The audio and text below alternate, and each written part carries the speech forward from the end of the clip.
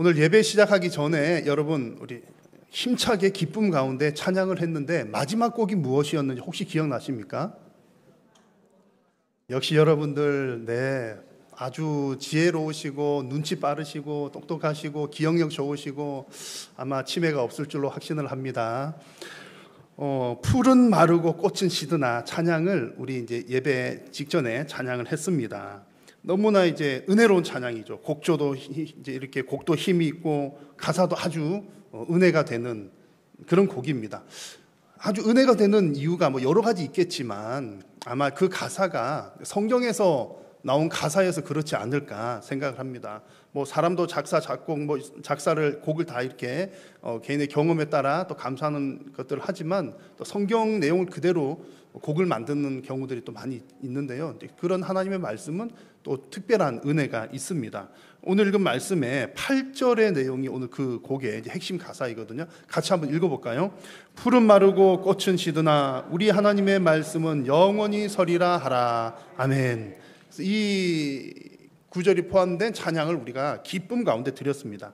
오늘 이 구절이 포함된 오늘 함께 나누는 이사야 40장의 말씀은 이스라엘의 회복을 예언하는 희망적인 내용입니다. 찬양도 부를 때 우리 신나게 했잖아요. 그리고 오늘 이 본문도 희망적인 내용입니다. 자, 그런데 우리가 은혜롭게 부르는 이 찬양의 가사들 중에서 사실은 풀은 마르고 꽃은 시든다는 이 표현은 사실 그렇게 이제 은혜로운 표현은 아닙니다. 마르고 시드니까 뭐 그렇게 좋을 리는 없잖아요. 근데 이제 자세한 내용들은 또 나중에 다시 설명을 하겠습니다만 그냥 풀이 마르고 시드는 것도 시들시들한 느낌인데 여기서 말하는 풀과 꽃은 이스라엘 백성들을 지칭하기 때문에 사실은 이 신나고 또 위로가 되고 회복하는 이 메시지 가운데 조금 어색한 표현이 들어있는 거예요. 여러분, 하나님의 백성인 이스라엘 백성들이 왜 시들고 마를까요? 그런 내용들이 이사야 말씀 또 여러 선지자들을 통해서 주신 하나님의 말씀에 기록이 되어 있습니다. 이사야서 말씀도 하나님께서 이스라엘 백성들에게 심판과 회복의 메시지를 주시는 거거든요. 그래서 이사야 저기 앞부분에 보면 이스라엘 백성들에 대해서 이런 평가를 합니다. 이스라엘은 소도 임자 알고 나귀도 그 주인의 구유 아는데 이스라엘 백성들은 자기를 만드신 하나님 알지 못한다, 깨닫지 못한다, 이런 말씀들이 나옵니다. 하나님으로부터 부름받은 민족인데 하나님을 배반했다는 내용이죠. 그래서 결국 하나님께서는 이스라엘 백성들을 이방인 손에 붙였습니다. 바벨론에 의해서 그 남쪽 유다가 멸망당하게 되는 거죠.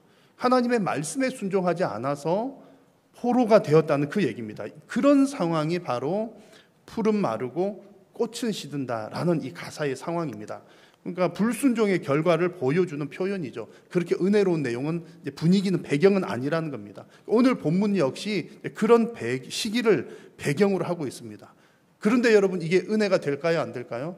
그 배경만 보고 이 구절만 보면 별로 시들시들한데 왜 그럴까 싶지만 이게 다 은혜가 됩니다. 물론 뒷부분에 나오는 하나님의 말씀이 영원히 선다 이 부분도 은혜가 되지만 풀은 마르고 꽃이 시든다는 것도 사실은 우리에게 큰 은혜가 되는 표현인 겁니다. 오늘 이 부분들을 함께 나누어 보려고 합니다. 그래서 풀은 마르고 꽃이 시드나 우리 하나님의 말씀이 영원하리라, 이게 이제 어떤 뜻인지를 오늘 말씀을 통해서 한번 나누어 보기를 바라고, 또 여러분의 인생 가운데 하나님께서 주시는 그 약속이 이루어지기를 간절히 소망하는 오늘 이 예배 시간, 말씀의 시간 되기를 간절히 소망합니다.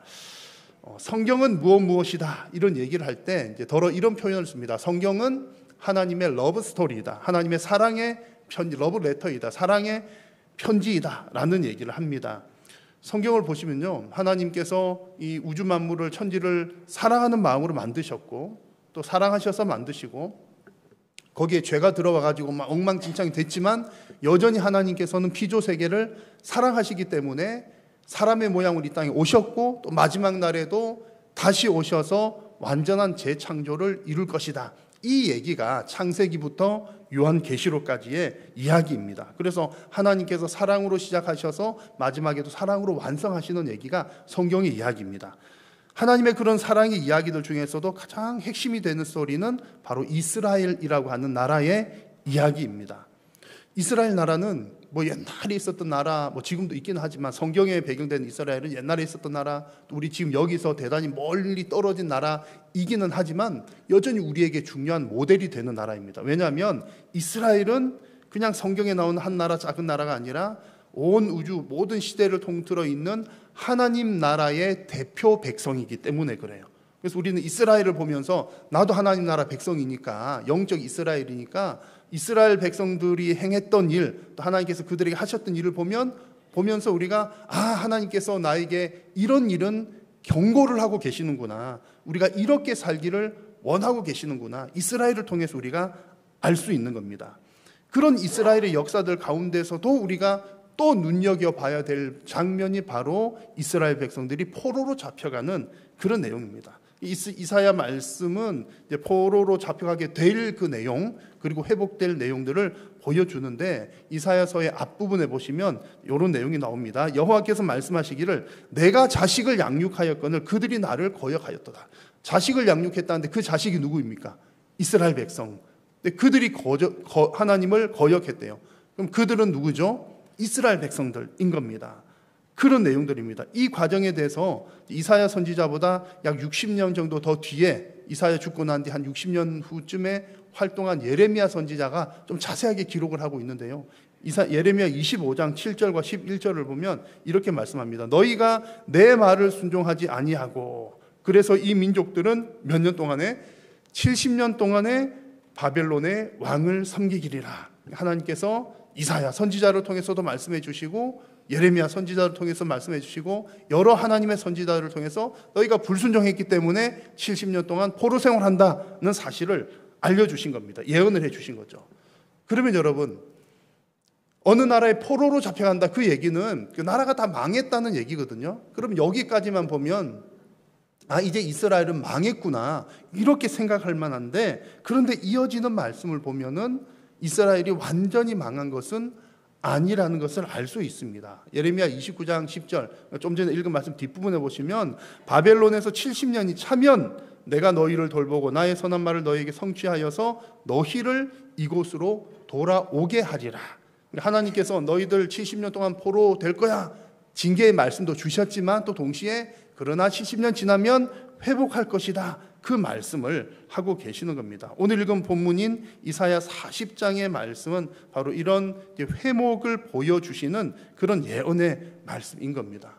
그래서 이 말씀들을 쭉 이렇게 해 나가시면서 이스라엘은 벌을 받고 포로로 잡혀가고 어쩌고 하지만 여전히 하나님의 백성이기 때문에, 오늘 성경에서도 보시면 하나님께서 이스라엘 백성들, 범죄한 이스라엘 백성들을 향해서 너희는 내 백성이다 라는 표현을 사용하십니다. 오늘 말씀의 1절에 너희의 하나님이 이르시되 너희는 위로하라. 누구를 위로하라? 내 백성을 위로하라.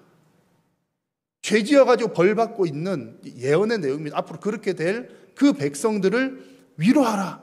왜 위로하라고요? 내 백성이니까 위로하라, 그 말씀을 주고 계십니다. 자, 여러분, 오늘 이스라엘 백성들의 이런 이야기들이 우리들에게도 아주 중요한 의미들을 갖습니다. 이스라엘은 하나님의 백성이었는데 포로로 잡혀갔잖아요. 그러나 그들은 여전히 하나님의 백성, 하나님 내 백성이라 부르셨습니다. 지금 하나님의 백성인 여러 교회들, 그리고 예배하는 성도들, 저와 여러분들도 하나님의 백성이긴 하지만 때로는 징계를 받기도 하고 고난의 풀무불 속에 던져질 수도 있습니다. 그런 길을 걷거나 그런 상황 가운데 있을지라도 하나님께서는 여전히 우리를 무엇이라고 부르신다고요? 내 백성이라고 부르시고 반드시 회복시켜 주시고 위로하여 주신다는 말씀입니다. 이스라엘의 경우는 실제로 그것이 성취가 되었던 거죠. 이스라엘의 경우는 이방 나라에서 70년을 보냈잖아요. 결국 바벨론에서 70년을 보냈는데 70년이면 이제 두 세대가 넘게 지나간 시간들입니다. 대단히 긴 시간입니다. 그 정도면 뭐 민족 정신도 없어지고 뭣도 없어지고 다 이제 망했구나, 끝났겠구나. 그리고 그 날이 어떻게 또 우리가 회복될 날이 돌아올까 말까 알 수도 없는 그런 상황 가운데 있었지만, 결국 이 정도면 다 끝났겠구나 싶지만 결국에는 하나님께서 하나님의 사랑을 끝내지 않으셨기 때문에 하나님께서 그들을 회복시켜 주셨고 위로해 주셨습니다. 그 내용들 미리 말씀을 해주신 거죠. 여러분, 하나님께서 여러분들을 하나님의 백성으로 부르셨다면 하나님께서 반드시 여러분을 붙드시고 위로해 주실 줄로 믿으시기를 바랍니다. 자, 그러면 여러분, 하나님의 이런 위로는요, 하나님의 백성들이 뭐 이렇게 징계 빠지기도 하고 뭐 하기도 하는데, 하나님의 위로, 하나님의 회복은 어느 때에 어떻게 임하게 될까요? 이스라엘 백성들의 같은 경우는 어떤 이제 포로로 잡혀갔다가 돌아왔잖아요. 돌아왔는데 그들이 뭐 어떻게 했길래, 뭘 잘했길래 하나님께서 그들을 회복시켜 주셨을까요? 이스라엘 백성들이 바벨론 포로로 있는 동안 열심히 회개를 해서 하나님이 회복시켜 주셨을까요? 아니면 그들이 바벨론에서 살았지만 끝까지 믿음을 잘 지켰기 때문에 그들을 회복시켜 주셨을까요? 여러분, 그 이유에 대한 중요한 단서가 2절에 나옵니다. 2절의 말씀을 같이 한번 읽습니다. 너희는 예루살렘의 마음에 닿도록 말하며 그것에게 외치라. 그 노역의 때가 끝났고 그 죄악이 사함을 받았느니라. 그의 모든 죄로 말미암아 여호와의 손에서 벌을 배나 받았느니라 할지니라 하시니라. 아멘. 여러분, 이게 무슨 말인지 이해가 되십니까? 조금 어렵긴 해요. 뭐 이해가 되는 것도 같고 안 되는 것도 같고, 그런데 어쨌든 핵심적인 내용은 이런 거죠. 불순종으로 인해서 노역의 때를, 70년 포로 생활을 했는데 그 때가 이제 끝났다는 얘기죠. 끝났다. 그 죄가 용서를 받았다는 말씀입니다. 뒷부분에 나오는 여호와의 손에서 벌을 배나 받았다, 이 얘기는 뭐 딱 2배 받았다 이런 의미보다는 충분히 벌 받았다, 그런 뜻입니다. 자, 그러면 여러분, 이스라엘 백성들이 이렇게 회복되고 위로를 받는 조건이 벌을 충분히 받는 것일까요? 하나님이 너 벌을 충분히 받아야 회복시켜 줄 거야, 그런 뜻이겠습니까? 하나님의 백성들도, 우리도 막 징계당하거나 혼나는 때가 있잖아요. 그러면 하나님이 너 더 혼나야 돼, 충분히 혼나야 내가 위로해 줄 거야, 회복시켜 줄 거야, 그런 뜻이겠습니까? 그런 뜻은 아닙니다. 여러분, 너무나 중요한 내용인데요. 지금 이스라엘 백성들이 70년 포로 생활을 하는 거, 포로 생활을 시작하게 하신 분 누구십니까? 하나님이십니다.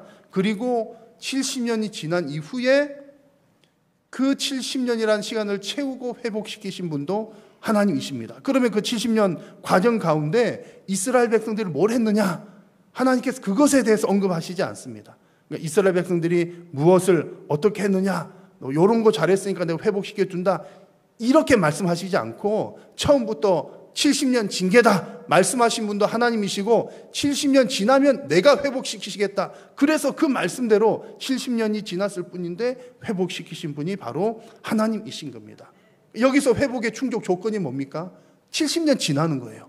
하나님께서 정하시고 하나님께서 풀어주셨다는 겁니다. 여러분, 이것이 하나님께서 당신의 백성들을 회복시키시고 위로하시는 아주 중요한 방식입니다.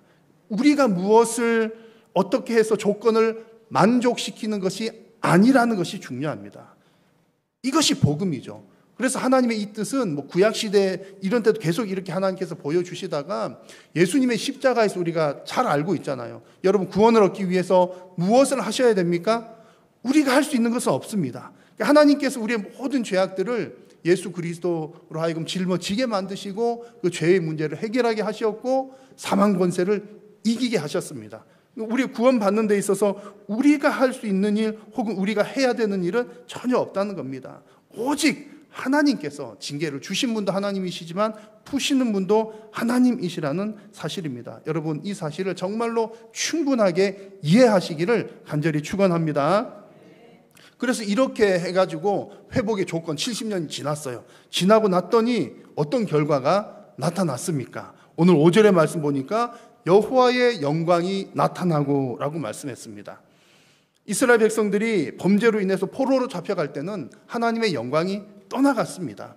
여호와의 영광이 떠나갔는데 하나님의 약속하신 때가 되어서 이제 여호와의 영광이 다시 나타났다는 거죠. 그리고 모든 육체가 그 영광을 보게 되는 겁니다. 여러분, 여기서도 중요한 것은요, 하나님의 영광은 하나님께서 주권적으로 보여주신다는 사실입니다. 우리는 그저 하나님께서 보여주시는 영광을 볼 뿐입니다. 그리고 그 하나님의 영광을 보는 사람이 복이 있는 사람이죠. 우리의 어떤 조건으로 내가 충분한 조건이 되었기 때문에 영광을 보는 것이 아니라 하나님께서 보여주셔서 본다는 겁니다. 여러분, 이런 은혜가 여러분들의 심령 가운데 충만히 넘치시기를 간절히 소망합니다.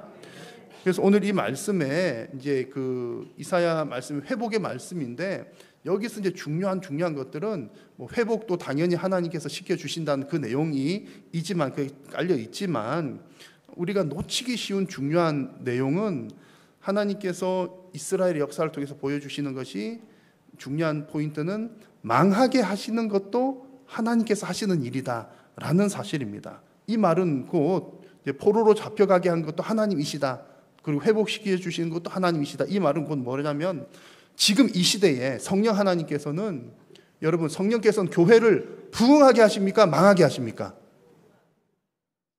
한 번 더 물어볼게요. 성령 하나님께서는 교회를 부흥하게 하십니까? 망하게 하십니까? 이제 결론적으로는 부흥하게 하시는 게 맞는데, 이제 눈치를 빨리 채신 분들 아마 대답하셨을 거예요. 성령 하나님께서는 교회와 성도를 부흥하게도 하시지만 망하게도 하시는 겁니다. 망하게도 한다는 사실을 잊어서는 안 된다는 거죠. 우리 기억하고 싶지 않지만 망하게도 하신다는 얘기입니다. 그래서 오늘 우리 은혜롭게 찬양한 거 있잖아요. 푸른 마르고 꽃은 시드나 하나님의 말씀은 영원하리라, 막 이렇게 기쁘게 찬양하고 은혜롭게 찬양했던 그 성경 바로 앞구절을 보시면 이런 내용이 나와요. 같이 한번 읽어볼까요? 푸른 마르고 꽃이 시들면 여호와의 기운이 그 위에 불미라. 이 백성은 실로 풀이로다. 아멘. 맨 뒤에 나오는 이 백성은 누굽니까? 이스라엘 백성. 실로 무엇이다? 풀이로다. 이스라엘 백성이 풀이란 얘기죠. 그래서 이제 이스라엘 백성은 마르기도 하고 뭐 이렇게 시들기도 한다는 얘기인데, 여기 중요한 것은 여호와의 기운이라는 말을 자세히 보십시오. 여호와의 기운이라는 말은 하나님의 입김을 말합니다. 뜨거운 입김 한번 불면 풀이 말라버린다, 이런 뜻인 거예요. 이것은 어떤 배경을 가지고 있냐면, 팔레스틴 지역에서는 5월이 지나면서 뜨거운 동풍이 불어옵니다. 저기 사막 동쪽에 있는 아라비아 사막에서 뜨거운 바람이 이제 막 불기 시작하면 이제 뜨겁고 건조하니까 이제 풀들이 이제 그때 시들시들하고 마른다는 거죠. 그것과 같이 하나님의 입김 한번 불면 꽃들은 다 시들시들한다, 풀들은 다 말라버린다, 이런 겁니다. 근데 누구를 말리신다고요? 누구를 말리셔요? 여기 풀은 누구라고요?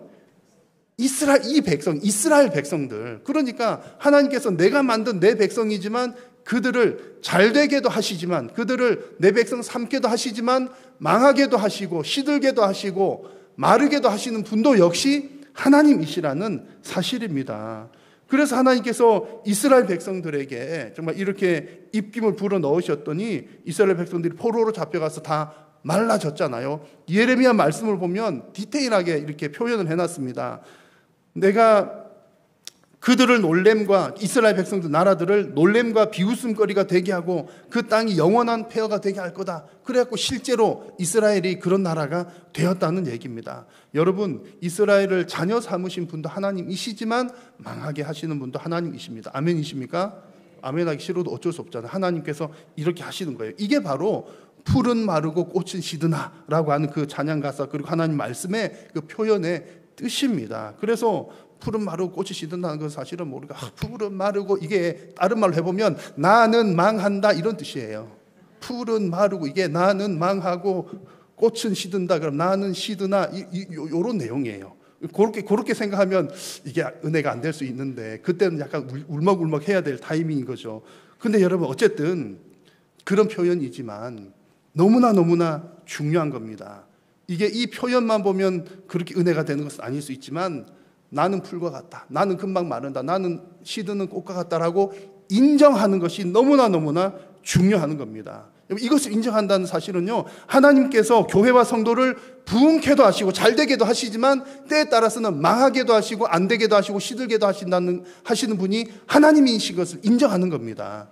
이게 여러분, 누가 남들 때문에 안 됐다, 그게 아니라 하나님께서 하나님의 백성들을 망하게도 하신다는 얘기입니다. 이거 인정하는 사실이 너무나 중요합니다. 여러분, 왜 중요할까요? 이 사실을 인정하는 게 왜 중요합니까? 정말 우리가 이것까지 인정을 하는 것이 진정한 하나님의 주권을 인정하는 일이기 때문입니다. 혹 여러분 이런 분 계신지 한번 신앙의 양심의 손으로 한번 생각을 해 보십시오. 하나님께 나에게 막 잘해 주실 때, 나에게 복 주시고 잘해 주시고 하는 일마다 잘 되고 형통하고 뭐 가게도 잘 되고 사업도 잘 되고 애들도 잘 되고 몸도 건강하고 그럴 때는 할렐루야 하나님 나의 하나님이십니다. 살아계십니다. 그랬다가 아무리 기도해도 기도 응답도 안 되고 병세는 더 악화가 되고 문제는 해결이 안 되고 그럴 때는 하나님 어디 계십니까? 하나님은 없습니다. 라고 한다면 여러분 그게 과연 하나님의 주권을 다 인정하는 일일까요? 이스라엘의 역사를 보니까 그런 거예요. 이스라엘을 잘 되기도 하시고 어떤 때는 이스라엘 백성은 아무것도 안 했는데 적들이 자기네들끼리 싸워요. 그래서 자기네들끼리 져요. 이스라엘 백성들 별로 한 것도 없는데 와 이겼다. 하나님께서 그렇게도 하셨잖아요. 그렇게도 하셨던 하나님이 망하게 하신 분도 사실은 다른 나라 바벨론 나라 때문에 망한 게 아니라 바벨론을 일으키신 분도 하나님이시거든요. 망하게 하신 분이 하나님이시라는 겁니다. 그 주권이 하나님께 있다는 거죠. 그래서 우리가 이런 믿음이 담긴 표현이 우리가 즐겨 찬양하는 푸른 마르고 꽃은 시드나 하나님의 말씀은 영원히 서리라. 뒤에 하나님의 말씀이 영원히 선다는 게 또 중요한 포인트잖아요. 하나님의 말씀이 영원히 선다는 건 뭡니까? 결국에는 하나님의 뜻이 이루어진다는 겁니다. 나는 망하고 시들고 될 수 있지만 그 과정 가운데 하나님의 뜻이 이루어진다는 뜻입니다. 우리가 하나님의 뜻을 위해서 희생당한다는 의미가 아니라 결국에는 하나님께서 하나님의 백성들을 결국은 잘 되게 하신다는 이야기죠. 그런 얘기가 이어지는 말씀에 등장을 합니다. 그래서 여러분 부흥케 하시는 것뿐만 아니라 마르게 하시고 시들게 하시는 것도 하나님의 주권임을 정말 여러분 심령 속 깊이부터 인정하는 복된 성도님들 되시기를 축원합니다. 제가 언제 한번 말씀드린 적이 있는 것 같은데요. 제가 그 교회 옥상 텃밭에 수선화를 옮겨 심은 적이 있습니다. 이제 그 만나해서 찾아봤더니 그런 것 같아요. 이렇게 뿌리가 양파처럼 생긴 거 있잖아요. 그리고 단연생 그런 거 해가지고 1층에 어디에 있었는데 뭐 아마 꽃이 한번 졌던가 가을쯤이었던가 그때쯤에 뭐를 옮겨 심는 어쨌든 해가지고 이제 요거 심으면 내년에 또 난다는 얘기 어디서 듣고서 너댓 갠가를 해서 옥상에다 심었어요. 이제 심고 겨울이 지났습니다. 그 다음에 봄에 싹이 나고 꽃이 폈을까요? 안 폈을까요? 아니 왜 믿음이 없으세요? 아니 저를 그렇게 못 믿으십니까? 이제 싹이 났어요. 제 기억에 꽃은 그 해는 안 났던 것 같은데 한 해는 싹이 이렇게 싹만 났던 것 같고 그 다음에는 꽃이 폈고 그 다음에 싹 났던가 여튼 나더라고요. 이제 겨울을 지났는데 이게 정말 뭐 올라올까? 겨울에 추웠는데 다 죽은 거 아닐까 했는데 싹이 나더라고요. 싹이 나면서 보면서 참 신기하다. 이렇게 잎사귀는 가을 되고 그런 게 다 말라서 없어져 버리지만 뿌리에 생명력이 있으니까 진짜로 또 나오는구나. 그런 제가 그것을 본 적이 있습니다. 여러분 오늘 성경에서 이스라엘 백성들은 금방 마르는 풀과 같고 뭐 시들시들해지는 꽃과 같다는 표현 나오니까 우리가 조금 서글픈 생각도 들잖아요. 아니 그럼 내가 풀밖에 안 돼? 내가 금방 시드는 꽃밖에 안 돼? 서글픈 생각이 좀 들 수도 있지만 그러나 여러분 우리가 그런 약한 존재를 할지라도 하나님의 말씀 안에 있으면 생명력 있게 살아남게 될 줄로 믿습니다. 그래서 오늘 말씀에도 우리 풀은 마르고 꽃은 시들지만 하나님의 말씀이 영원히 있으니까 그 하나님 말씀 위에 우리가 붙어 있으면 우리에게도 생명력이 있다는 말씀인 겁니다. 나는 약하지만 하나님의 말씀이 영원하기 때문에 우리는 생명력이 있습니다. 하나님의 말씀이 영원하다는 말은 하나님의 뜻이 반드시 이루어진다. 하나님의 약속이 반드시 이루어진다는 말씀입니다. 오늘 말씀에서는 그 약속이 무엇입니까? 9절과 10절의 말씀 보시니까 이렇게 말씀합니다. 한번 같이 읽겠습니다. 아름다운 소식을 시온에 전하는 자여 너는 높은 산에 오르라. 보라 주 여호와께서 장차 강한 자로 임하실 것이요 친히 그의 팔로 다스리실 것이라. 보라 상급이 그에게 있고 보응이 그의 앞에 있으며. 아멘. 하나님의 약속은 아름다운 소식인데 하나님께서 강한 자로 임하셔서 친히 다스린다는 얘기입니다. 사망의 권세, 악한 권세, 이 땅에 악한 세력들을 다 이기시고 하나님께서 친히 창조하셨던 때의 원리대로 다스리신다는 말씀입니다. 그리고 하나님께서 하나님의 백성들에게 주실 상급을 가지고 오신다는 말씀입니다. 그래서 이것이 하나님께서 우리에게 주신 말씀의 은혜요 또 영원히 함께하고 이루어질 하나님의 약속입니다. 하나님께서는 이사야 말씀을 통해서 이런 회복의 소식, 심판의 소식과 함께 이런 회복의 소식도 함께 주셨습니다. 하나님은 징계도 주시는 분이시지만 결국은 회복시켜 주실 것이라는 것이 하나님의 약속입니다. 여러분, 교회와 성도들에게 하나님께서, 성령께서 때로는 얼굴을 가리시기도 합니다. 그래서 여러분, 내 인생에 안 좋은 일 있다, 기도해도 아무런 문제 해결이 안 된다, 왜 나는 어려운 일들만 생겨나나, 여러분, 그것도 하나님의 주권 아래 있는 줄로 믿으시기를 바랍니다. 하나님의 백성은 징계받을 수 있습니다. 이유는 다양하지만 씁니다. 그런 중요한 것은 그래도 하나님은 여전히 우리를 뭐라고 부르셔요? 내 백성이라 부르시고, 결국에는 하나님께서 때가 되면 하나님께서 회복시켜 주시고, 또 하나님께서 하나님의 영광을 보여주실 겁니다. 우리는 그 사실을 믿고 끝까지 인내하면서 승리하는 복된 성도님들 다 되시기를 주의 이름으로 축원합니다. 기도하겠습니다. 살아계신 여호와 하나님, 오늘도 하나님의 백성들을 부르셔서 하나님께서 말씀하여 주시고 영광 받으시니 감사합니다. 하나님, 우리는 연약하고 부족하지만 영원히 서 있는 하나님의 말씀 가운데 든든히 서서 생명력을 공급받고 결국에는 하나님께서 주실 은혜와 회복과 하나님의 영광을 경험하는 복된 성도님들 되게 하여 주옵소서. 예수님의 이름으로 기도드립니다.